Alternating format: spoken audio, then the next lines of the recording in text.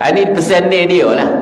Mana untuk kita orang nak mula, apabila kita ni nak hadap diri kepada ibadat, termasuklah juga kata kita orang menuntut ilmu ni pun ibadat juga. Kadang-kadang segala asbab hak kita tu boleh makan, boleh minum tu, dah bila hadap kau ni, dia talami dalam kerja buat kita tu. Kerja buat yang menjadi asbab hak kita tu biasa boleh makan jasa tu. Maka dia kata mu tak usah hirah.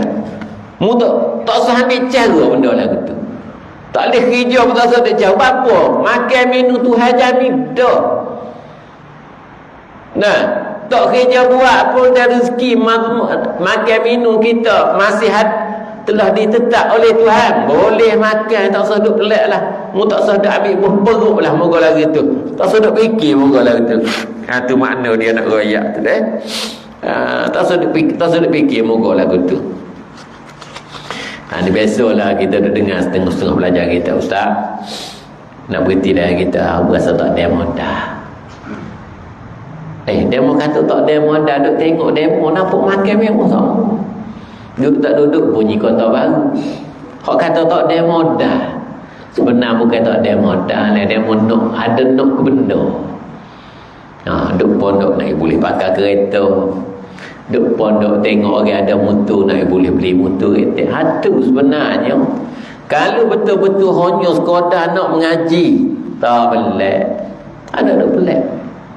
Lebih-lebih lagi kita orang duk pondok ni, pada jasa semaya-mayak, semaya ajak, boleh duduk lah. Berbanding dengan orang kot tani tu lah. Kot tani tu, semaya-mayak.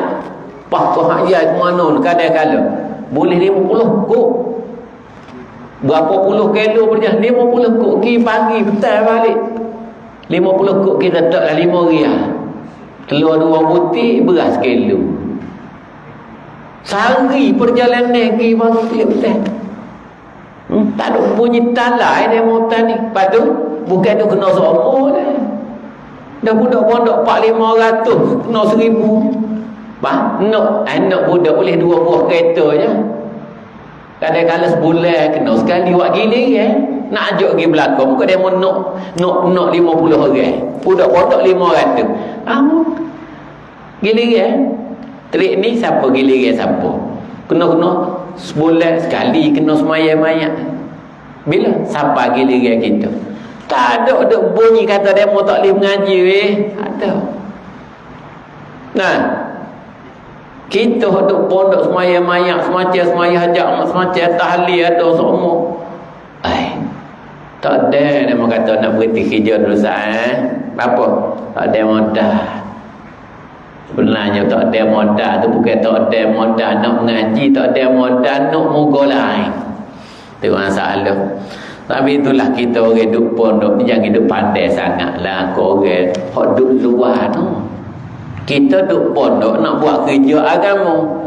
Duduk pandai tengok orang mewah boleh pakai kereta model baru, pakai kereta, pakai motor besar. Sudahlah. Kita hidup pandai benda. Kita nak buat benda lain, hidup pandai benda lain. Punuh habislah. Urusan kita terganggu habis. Ingat dah nasihat untuk pelajar-pelajar kita.